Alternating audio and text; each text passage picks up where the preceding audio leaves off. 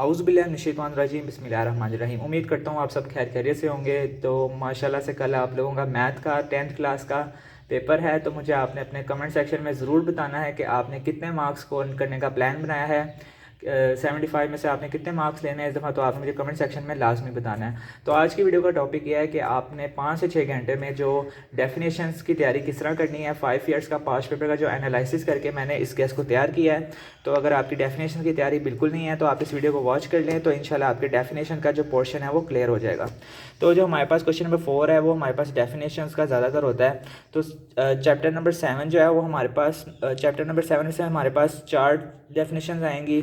Definition या short question कह लें। चैप्टर नंबर 8 से 1 आएगा, चैप्टर नंबर 10 से भी 1 आएगा, चैप्टर 11 से 1 आएगा और चैप्टर 13 में से 2 आएगा हमारे पास।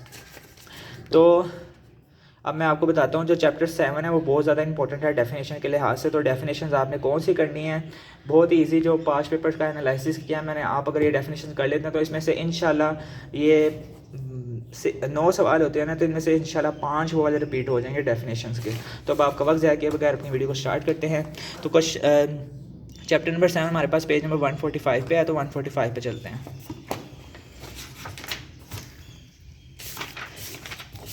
145 ये हमारा यूनिट नंबर 7 है। इसमें से हमारे पास 4 शॉर्ट क्वेश्चन आने हैं। तो मैं आपको डेफिनेशंस बता रहा हूँ जो इस चैप्टर की बहुत मोस्ट इंपॉर्टेंट है। इसमें से 2 डेफिनेशंस आ जाएंगी और 2 इसमें से शॉर्ट क्वेश्चंस आएंगे। तो शॉर्ट क्वेश्चंस में आपके पास ये जो इंपॉर्टेंट है ना, रेडियंस और डिग्रीज़ वाले, ये आपने लाजमी करके जाने हैं। इनमें से एक सवाल वो लाजमी पूछेगा आपसे। तो डेफिनेशन में इस चैप्टर में जो इंपॉर्टेंट डेफिनेशंस हैं वो आपने को टर्मिनल एंगल्स करके जाना है। को टर्मिनल एंगल्स के साथ साथ इसकी स्टार्ट पे एक डेफिनेशन है एंगल की और को टर्मिनल एंगल की जो है ना डेफिनेशन, ये आपने लाजमी करके जानी है। को टर्मिनल एंगल्स और एक एंगल्स हो गया, 2 डेफिनेशन होगी इस चैप्टर की। और जो आपने इसके चैप्टर की लास्ट पे जो ये एक्सरसाइज दी हुई है ना, ये वाली, इसमें से आपके 2 शॉर्ट क्वेश्चंस पक्के हैं।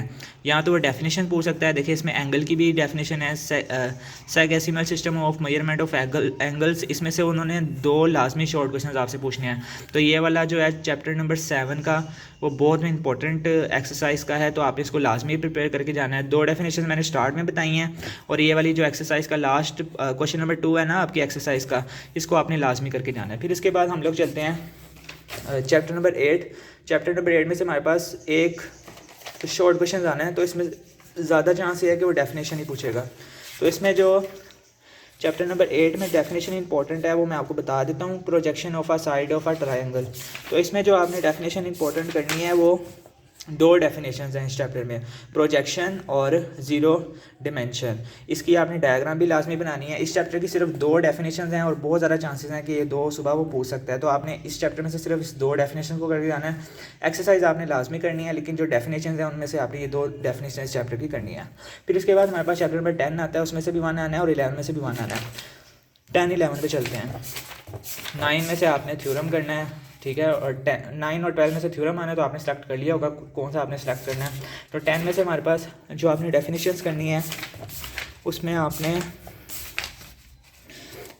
सीकेंट की कर लेनी है, टेंजेंट की कर लेनी है, और ये जो the length of a tangent, इनमें आपने 3 डेफिनेशन इसकी लाजमी करके जानी है सुबह।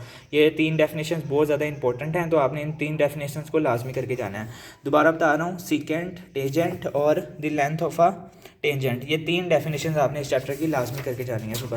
फिर इसके बाद हम लोग चलते हैं चैप्टर नंबर 11 में से भी 1 शॉर्ट क्वेश्चन आना है। तो इसमें आपको मैं जो है ना लास्ट पे समरी दी गई है इस चैप्टर की, चैप्टर नंबर 11 की। तो आपने इसमें पहली 4 जो डेफिनेशन हैं, सर्कमफेरेंस, चॉर्ड, सेगमेंट और सेक्टर, ये 4 डेफिनेशन आपने लाजमी करके जानी है।